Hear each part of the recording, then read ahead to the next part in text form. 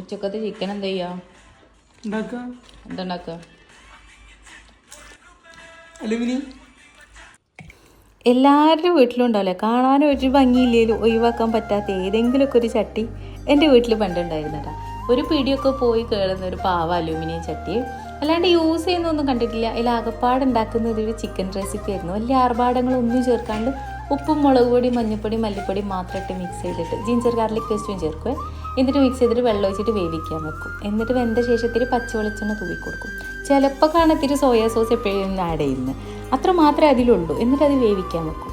ആ ഒരു സംഭവം മാത്രമേ ഈ ചട്ടി ഉണ്ടാക്കുന്നുണ്ട് കേട്ടോ. കാലം കഴിഞ്ഞു, കിച്ചണൊക്കെ റിനോവേറ്റ് ചെയ്തു, ചട്ടിക്ക് ഓട്ട വീണു, ആ സാധ സമാധിയായിപ്പോയി. അങ്ങനെ പിന്നെ നമ്മളിത് ഉണ്ടാക്കുമ്പോഴും അപ്പോഴേ നമ്മൾ ശ്രദ്ധിക്കുന്നത് അന്ന് ഉണ്ടാക്കിയ ആ ടേസ്റ്റ് പിന്നെ ഈ ചിക്കന് കിട്ടിയിട്ടില്ല. പിന്നെ ഹെൽത്തി വേർഷൻ ആയതുകൊണ്ട് തന്നെ നമ്മൾ ഇടയ്ക്കിടയ്ക്ക് ഇപ്പോഴും ഉണ്ടാക്കാറുണ്ട്. ഒരു കറിവേപ്പില എക്സ്ട്രാ ആഡ് ചെയ്താൽ പോലും ടേസ്റ്റ് മാറിപ്പോവുക ചെയ്യുന്നു. ഏറ്റവും കോംബോ എന്ന് പറഞ്ഞാൽ സാധാ ചോറിൻ്റെ കൂടെ കറി ഇല്ലാണ്ട് ഉപ്പും വെളിച്ചെണ്ണയും പപ്പടം കൂട്ടി തിന്നാനാണ്. ആ ചട്ടിയുടെ ഓർമ്മക്കായിട്ടാണ് നമ്മൾ ഈ ചിക്കൻ അലൂമിനിയം ചിക്കൻ എന്നാട്ടോ പറയൽ. നല്ല ടേസ്റ്റാണ്. ഒന്നുണ്ടാക്കി വെക്കുള്ളൂ.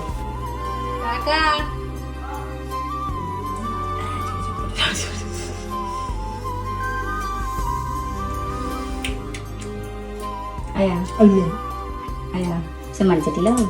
Kau bilang semacam itu lah.